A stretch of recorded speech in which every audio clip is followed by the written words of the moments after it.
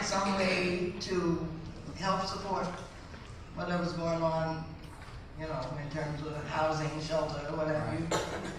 And you gotta have faith. You gotta believe it. You gotta believe that this is really what you're supposed to be doing. And have faith to know that you're in the right space and that all is going to be well. And it usually is. But bottom line, it really would be nice to have somebody to support you. Black artists. I don't remember hearing about one. So initially, because I was interested in line and line quality that you might see in drawing. I was interested in Japanese woodcuts. I was interested in Inca and Aztec and Assyrian reliefs, Egyptian reliefs. So anything that showed the various ways one might approach drawing with line. But as far as my embroidery, I was first inspired by Senegalese artist Papa Ibra. I saw his work at the Montreal Expo. And here he was working in woven tapestries, and he was using wool to make figurative art. And not in my style, but still you can tell a story. So that was when I decided I would use that for use my embroidery as my main art medium. You know, I still get to draw, but I draw with red now. Now, I'm influenced by my fellow panelists because I'm influenced by how they live, how they speak to people, how they interact. You know, I want to be part of the family. I'm glad to be in the family, and I'm watching them. You know, I want to see. You know, because you know, I'm the youngster here in the group. So they're my big brothers and sister, and they're my influences today.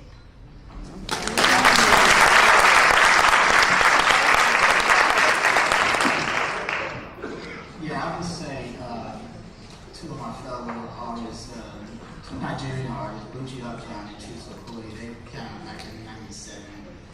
Took me under their wings, and I was actually working with them and helping them out, doing road shows and learning the art business. But they taught me a lot how to think as far as being in business, kind of changing my mindset.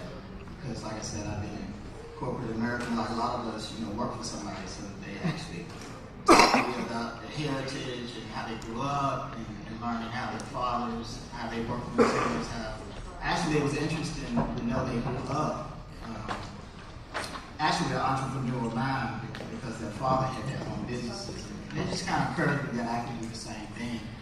And a lot of the panels here, Charlie Farmer, Leroy, Fun Cap, those guys were in the game probably about 10 years before I have.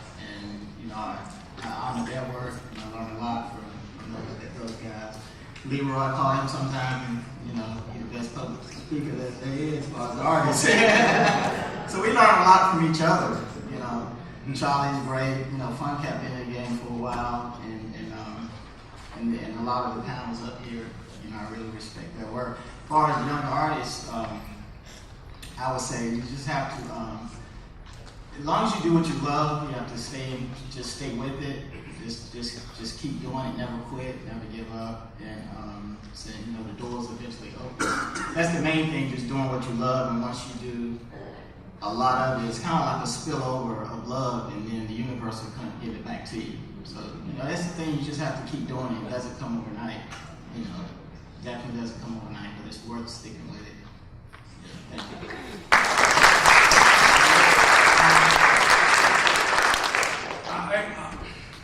James Denmark, who's not here, that is one, his heart and his spirit is so big, it's so open, that as a person, he's the same, he's like that as a person, he's also like that as an artist.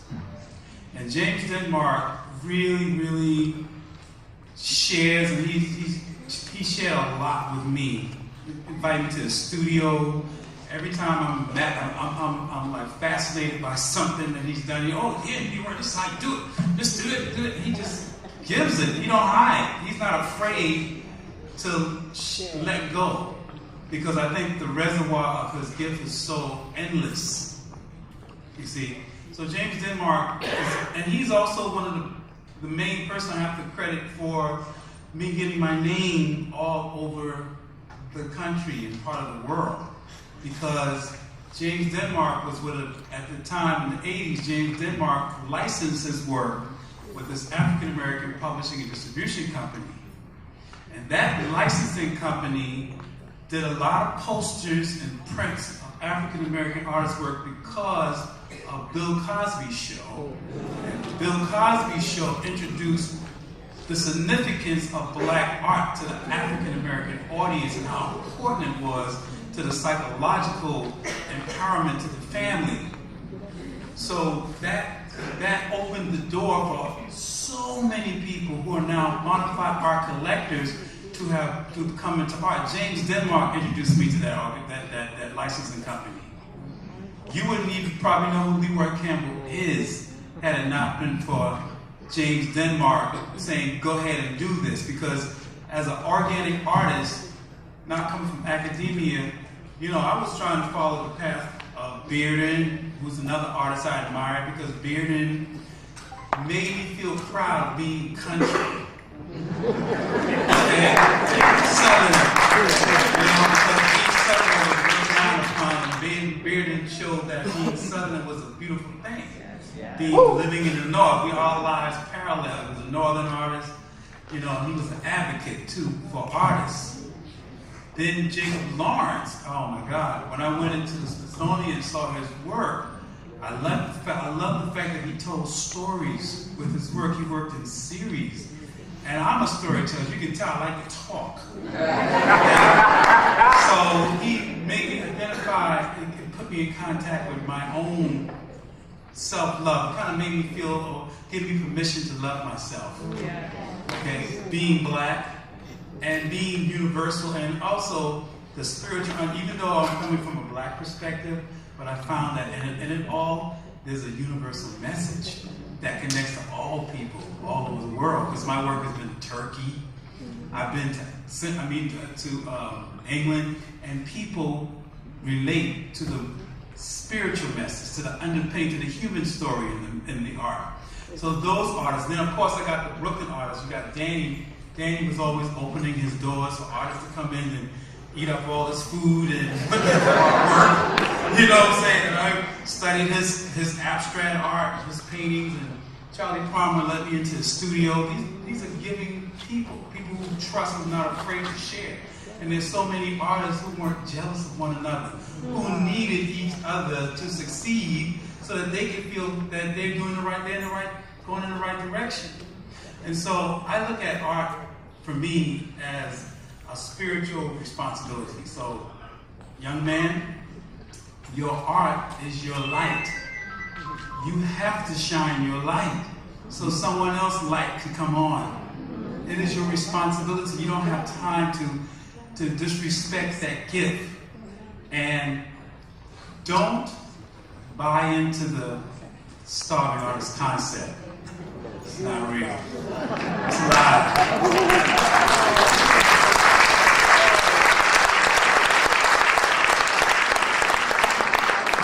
I think over the course of this discussion, we have certainly answered the question about arts conscious. What do y'all think?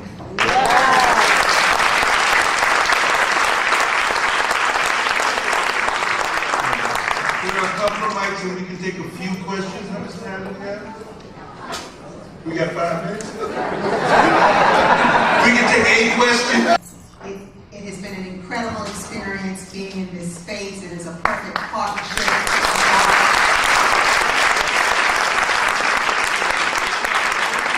This venue cannot exist without membership support. So if you are not a member, please.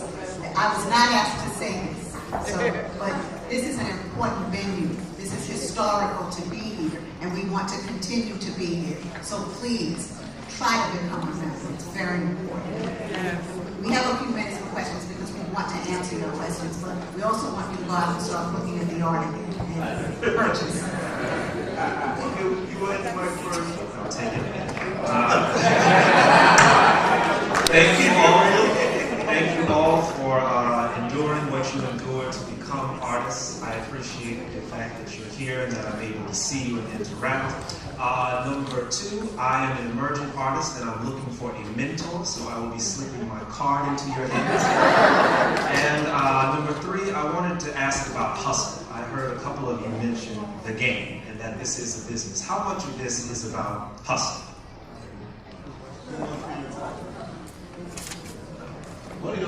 Well, I hustle. I mean, I do both. I think it's a balancing act between remaining true and creative to the aesthetics and what you love to do and being inspired. But then the other side is that you have to market your product. You know, you have to bring a brand to your product. You have to make sure you have to find a way. Getting your art out there is not totally up to only your responsibility. You have to line yourself up with other communities and galleries that they're having to help you get your work out there. You have to do the work. You have to get the language about what your work means to you, and you have to go out there and let people know why you believe in what you do. So yeah, you have to package your work properly. You have to stand by that packaging. You have to allow yourself to evolve, and you know, you have to find a way to not put your work in other mediums, but you know, reproductions, high-end. Some of the reproductions does help, you know, to get your work out there. But you have to hustle too. You know, if you believe in something, you should hustle for it because it requires all of your being, not just one aspect. But if you're not good at it, don't do it. Let somebody else do it. I want to borrow from Jay-Z. Jay-Z said, "I'm not a businessman, I'm a businessman." And so it's understanding as an artist that you are a business.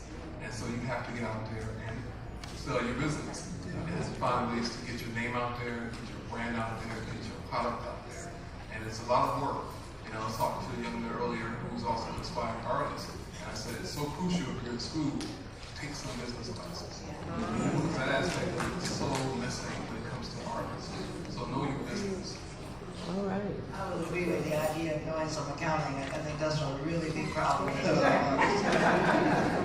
But the other thing too is that I kind of hesitate to encourage young artists who are trying to find out who they are and when. I think it takes time. I think that artists need some time to evolve and to coming to who they are. I don't think it happens overnight. So to start thinking about it as a business early on, I think you might get stuck, you know, in this sells, so I need to do this, or, you know, I think that can become a trap. So I don't know. I don't know the answer to that. I know you need money to eat.